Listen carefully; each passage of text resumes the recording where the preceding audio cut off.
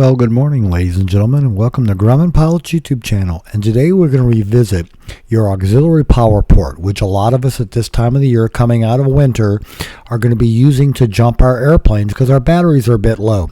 But most of our airplanes in the Grumman fleet are 12 volts. So what happens when you put 28 volts on a 12 volt airplane? Lots of bad stuff. Let's talk about it. Here we go. So we would like to ask you please subscribe, hit the like button, and hit the notify to stay current with our content. Now, I know a lot of us let our airplanes sit during the winter. Our batteries are kind of down, and so we probably need a jump to get started.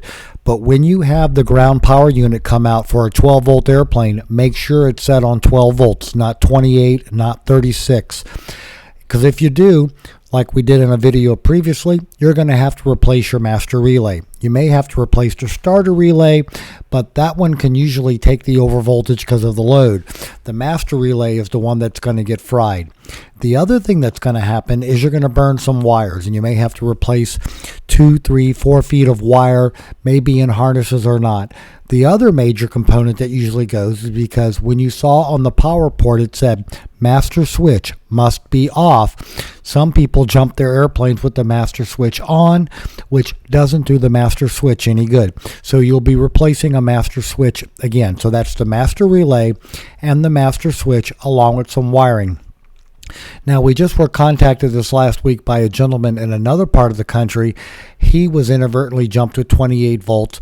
He not only lost the master relay and the master switch, he also burned a hole right in the side of his electric fuel pump.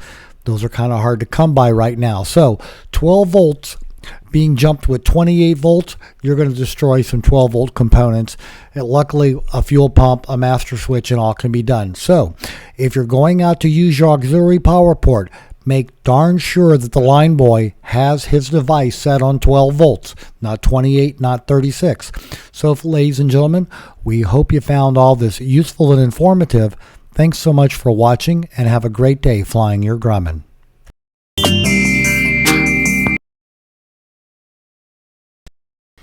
And finally, here's Hopscotch with Sweet Pea observing. He's playing with a little pink feathered twig. Now, the twig is made out of some material like honeysuckle. It just drives them crazy, and they love playing with it. She's resting up. As soon as he finishes, she will have her go. So enjoy them having fun.